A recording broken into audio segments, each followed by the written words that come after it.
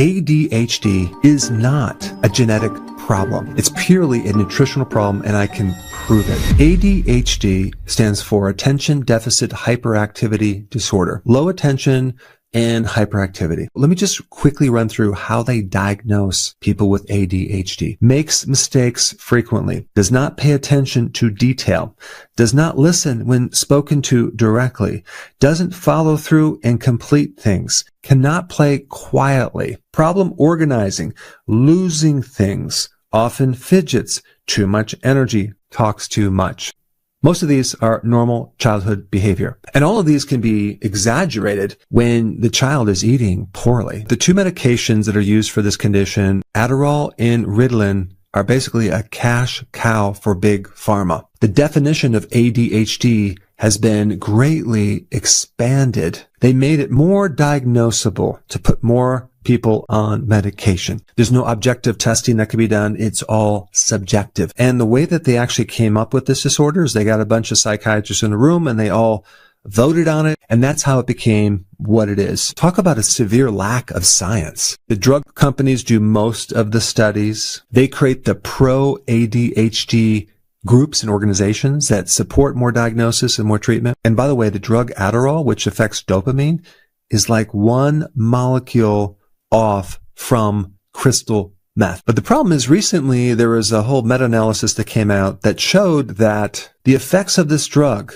in a double-blinded study after 36 months showed that any benefit from Adderall faded to zero, going back to the same symptoms they started with. Of course, if you put anyone on a drug like that, their performance is going to increase for a while until the drug wears off. But the problem is, what about the side effects, right? There's a lot of side effects. Aggressive behavior, dulls the mood. Why? Because it affects their neurotransmitters artificially. Now, I did look at what it said in Wikipedia about this condition as far as the cause, and there's a lot of data on genetics. And I looked at the actual genes that are supposed to be causing ADHD. They gave this impression that, it's genetic and you really can't do anything, so you might as well just take the medication and see if that can help. But lifestyle changes, food, deficiencies, stress, those are the things that cause these genes to act in a certain way. There is some known things about this condition. We do know that there's some metabolic problem with the prefrontal cortex of the brain. There are some metabolic changes, and I'm talking about the way that the brain metabolizes fuel. And this makes a lot of sense because if you start to starve the fuel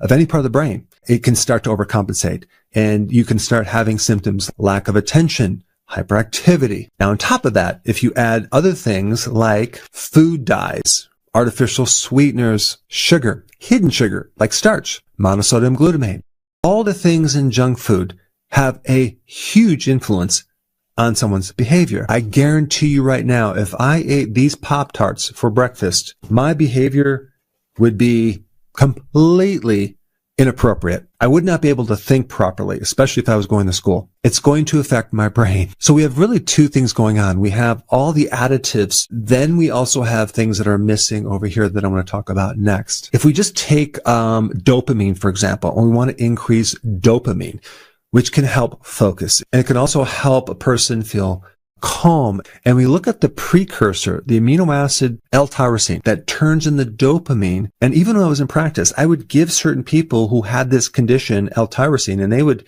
do much better just from giving them this one amino acid. But I wouldn't even recommend taking that amino acid. Instead, I would consume the food that is high in L-tyrosine: meat, fish, eggs, cheese. And so just think about how many children don't consume meat, fish, eggs, or cheese. They're consuming more carbohydrates. They're consuming more junk foods. In fact, in a teenager, it's 63% of their calories is composed of junk food, not high quality protein. There was an interesting meta-analysis done in 2021. Broad spectrum micronutrients, especially B6, zinc, magnesium, significantly decrease ADHD symptoms. And here's another double-blinded study showing decreased hyperactivity and aggressiveness just by taking two things, magnesium and B6. Also, adding omega-3 fatty acids from fish oils gave a moderate improvement in inattention, and guess what?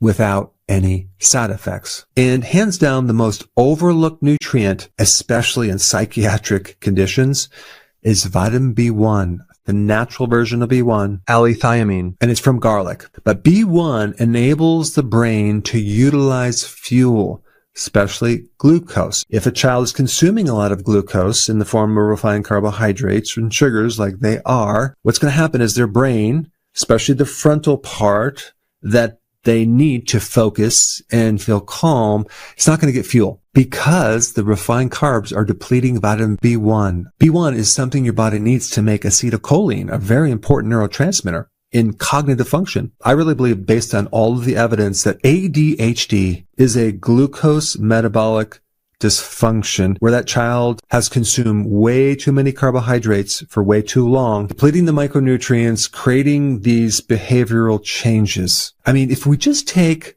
one of these micronutrients, vitamin B1, and we create a deficiency with that one single nutrient, that'll mimic brain fog, fatigue, irritability, feeling nervous, memory problems, and a very unstable mood. So I think B1 is crucial in anyone who has ADHD because that's going to give the neurons a kickstart. But at the same time, that child, that teenager, an adult needs to change the diet to a low carb diet so their bodies can run on ketones. And ketones are going to bypass the damage they have in the neurons. So in other words, the nerve cells are finally going to get fuel, and that child, teenager, or adult is going to feel calm, and they're going to start to expand their ability to have attention on something. Brain inflammation is going to go down. Hyperactivity is going to go away. ADHD is a diet problem. It's a nutritional deficiency problem. It is not a genetic problem. It can be easily handled if you change the diet. And you don't even need to get into the genetics.